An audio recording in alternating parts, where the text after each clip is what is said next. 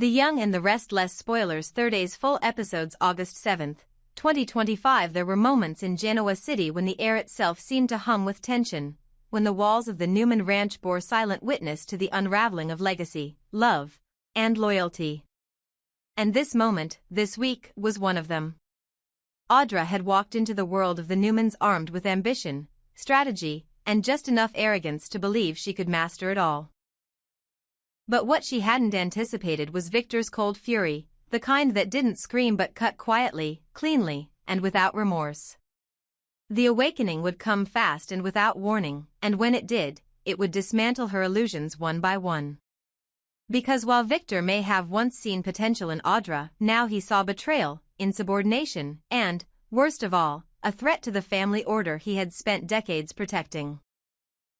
Her involvement with Kyle, her manipulation of situations, her subtle undermining of the Newman dynamic, it all added up to a reckoning she wasn't prepared for. And Victor, ruthless in his clarity, delivered that reckoning with precision. Audra had underestimated him, believing she could maneuver through his empire unchecked. But Victor didn't need noise to make war, he wielded silence like a scalpel. And when he summoned her into his office that morning, the look in his eyes told her everything. The verbal lashing that followed wasn't loud, but every word carried the weight of finality. He told her she had overstepped, that she had brought chaos into the family through ambition disguised as loyalty. He warned her that Newman Enterprises wasn't a playground for social climbers nor a shelter for opportunists who got too comfortable. And as she stood there, stunned into silence, the veil of power she once cloaked herself in began to dissolve. It was no longer about career moves. It was about survival. She was not irreplaceable. She was exposed. At the same time, Nikki was a storm barely contained. The memorial for Cole should have been a moment of reflection, of peace, a celebration of a man who had once been a cornerstone in her life. But Victor, ever consumed by his distaste for the Abbotts and his relentless need to control the narrative, had turned it into something else, something cold, bitter, and humiliating. Nikki had tried to reason with him behind closed doors, begged him to allow the family to grieve properly, but Victor dismissed her concerns as sentimentality.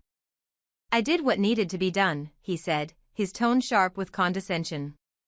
"Kyle has no right to interfere." But that wasn't the point. It had never been about Kyle, it was about Claire. Claire, who had finally found her place in the Newman family, who had loved and trusted Kyle despite the history, despite the legacy that threatened to define them. Nikki's voice cracked with fury as she reminded Victor that Claire was their blood, and her love for Kyle was not a mistake or a rebellion. It was real, and it deserved respect. Victor's response was cold, calculated. He claimed that the event had to remain private, free from distractions, and that Abbott interference had to be shut down. But Nikki, raw with grief and righteous anger, cut through his defenses. "Do you even hear yourself anymore?" she demanded.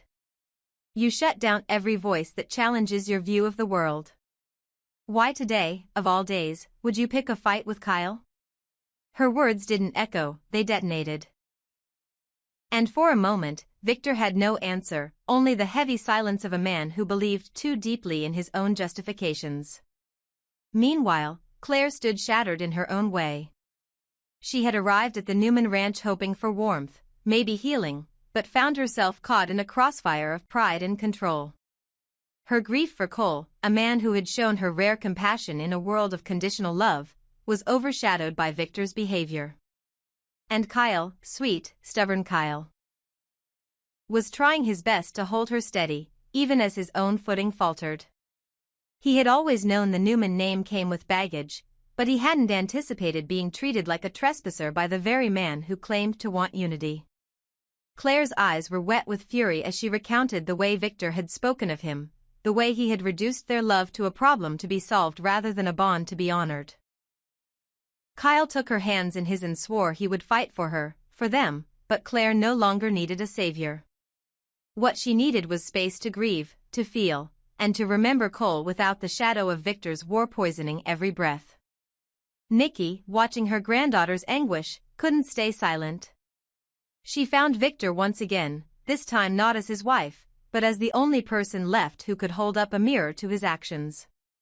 She told him the truth he didn't want to hear. That this wasn't about protecting the family, it was about controlling it. That the deaths of Cole and Chance should have reminded them all of life's fragility, of the pointlessness of old grudges. That this hatred for the Abbotts was no longer a strategy, it was a poison. "I'm begging you," she said, voice breaking, "let it go. Let the Abbotts live their lives. Let Claire love who she wants. Let us mourn the people we lost with grace, not bitterness." But the question hung in the air like smoke. Could Victor do it? Could a man built on power, revenge, and dominance ever learn to let go? Elsewhere, Audra retreated into herself. The confrontation with Victor left her raw, uncertain of her place in Genoa City. Her usual armor of sarcasm and poise began to crack. She wondered whether she had truly lost everything, whether Kyle's loyalty to Claire had finally erased any remnants of what they once shared. Her thoughts turned to damage control, to salvage, but deep down she knew. The Newmans had closed ranks, and she was now on the outside. Her name would never be written into the family's history, not as a partner, not as a savior. Only as a lesson. And lessons, in Victor's world, were rarely forgiven. Kyle, despite the blows, remained a source of quiet strength for Claire. He knew they had a long road ahead, one filled with judgment, scrutiny, and doubt. But he had made his choice. Claire wasn't just a rebellion against Victor or a chapter in his war with Nikki. She was the woman he loved, and he would not let the weight of their families crush what they were trying to build. They would mourn Cole together, heal in spite of the tension, and find their own path forward. It wouldn't be easy, but nothing worth having ever was. Back at the ranch, Victor stood alone for a moment, surrounded by the silence he once considered power. But now, that silence felt heavier, almost accusatory. He had lost too many people, some to death, others to pride. And the weight of that truth pressed down harder than even he expected. Nikki's words lingered in his mind like an unfinished verdict, let it go. Could he? Or had he already gone too far? As night fell over Genoa City, the lights in the Newman estate dimmed, but the storm inside its walls was far from over. Audra plotted her next move, perhaps redemption, perhaps revenge. Nikki watched over Claire and Kyle, wondering if love could survive the ruins of legacy. And Victor, the man who once stood unchallenged, now faced a reckoning not with enemies, but with the people who still dared to love him despite everything. In the days to come, grief would either unite them or destroy them further, and only time would reveal which. Would you like me to continue this with the aftermath, such as how Abby, Adam, or Summer react? Or what moves Audra might make next against Claire or Nikki? I'm ready when you are. There was a strange kind of stillness at the observation deck that day, the kind that didn't bring peace but only amplified the quiet turbulence simmering beneath the surface. Claire stood at the edge of the overlook, her arms folded, her eyes lost in the horizon as Kyle approached carefully from behind, unsure of how close he could be without pressing into a wound still raw. The wind tangled her hair as she turned slightly, not to greet him, but to brace herself for whatever conversation had to happen now. I'm not sad, she said without looking at him. I'm angry. That's all I feel right now. Kyle, ever the peacemaker, wanted to soothe her, to remind her that Victor was complicated, not cruel, and that things could still be repaired. But Claire wasn't searching for justification, she needed truth. She told Kyle that part of her believed Cole would be proud of her for standing up to Victor, for not letting her love for Kyle be twisted into some family liability. That defiance, that refusal to conform, would have made her father proud. But Kyle, hopeful and still clinging to the idea of reconciliation, gently suggested that she wouldn't stay angry with Victor forever. That time would soften the edges. That the bond, however bruised, would heal. Claire turned to him then, her eyes sharper than he expected. I'm not living in fear anymore, she said with quiet fire. Not of what he thinks. Not of what anyone thinks. Victor ruined something today, and I honestly don't know if it can be fixed. Her voice didn't tremble. It struck clean and deep, forcing Kyle to realize that this was no temporary fallout. This was a fracture in the very foundation she had been trying to rebuild. Still, he urged her not to rush toward decisions she couldn't take back. But Claire, haunted by the parallels in her life, dropped the cruelest comparison of all. "Do you know who he reminded me of today?" she asked bitterly. "Jordan." The word fell like ash from her tongue, and Kyle's eyes widened. Claire hadn't uttered that name in months. "I'm not going back to that," she said firmly. "I'm not going to live under anyone's thumb, not ever again." Before Kyle could respond, the moment shattered with the sound of approaching heels. Audra, always with impeccable timing, always knowing when to step in and poison whatever was healing.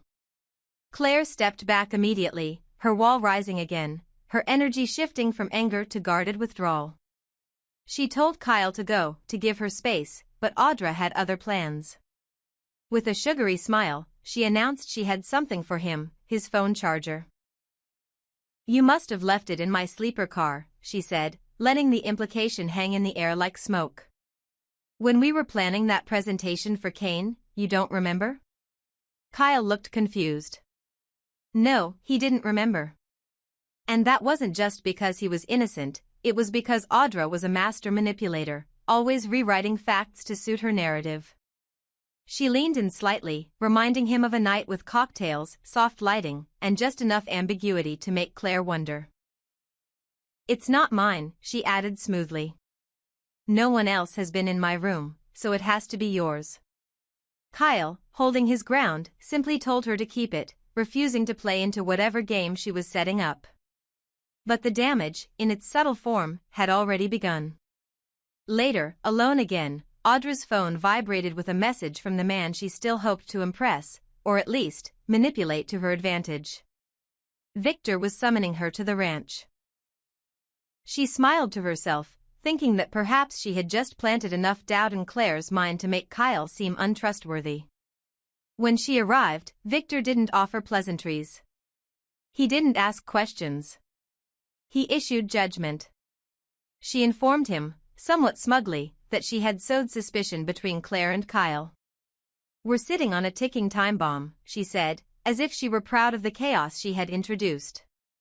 But Victor was unmoved. Cold. Calculating. Brutal. He reminded her that they had a deal, one that she had failed to uphold. Her manipulations had not yielded results fast enough. Her loyalties were thin, her actions too chaotic, and Victor, tired of excuses, gave her the one thing she feared most, withdrawal. "I'm pulling my support from your company," he said flatly. "It ends now." She froze, stunned not by the words, but by their finality. Victor never bluffed. And when he said something was over, it was her business. Her entire facade of independence would collapse under the weight of his disapproval. And he knew it. Elsewhere, far from the corporate wars and emotional crossfires, Claire and Kyle retreated into something simpler, something ordinary. They visited a tack shop on the edge of town, the smell of leather and hay replacing the tension of family dinners and boardroom betrayals.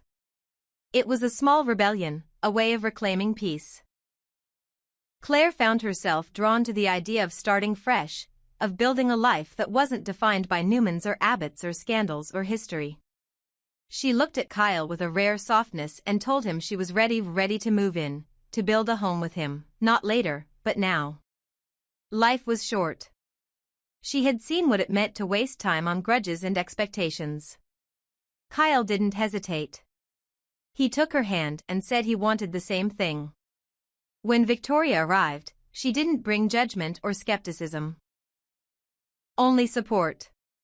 Claire told her mother everything. Her confrontation with Victor, her fear of becoming someone like Jordan, her desire to leave the past behind. And Victoria, for all her complications, understood. She nodded and said she supported her daughter fully. That she had earned the right to choose love, to choose peace, to choose herself. There were no conditions, no warnings. Just a mother, for once, putting her daughter before her legacy. And as Claire leaned into Kyle, knowing the road ahead wouldn't be easy, she also knew that she wouldn't be walking it alone. Audra's whispers would fade. Victor's fury would simmer. And even Nikki's heartbreak would eventually be tempered by the joy of seeing someone in the family fight for happiness instead of power.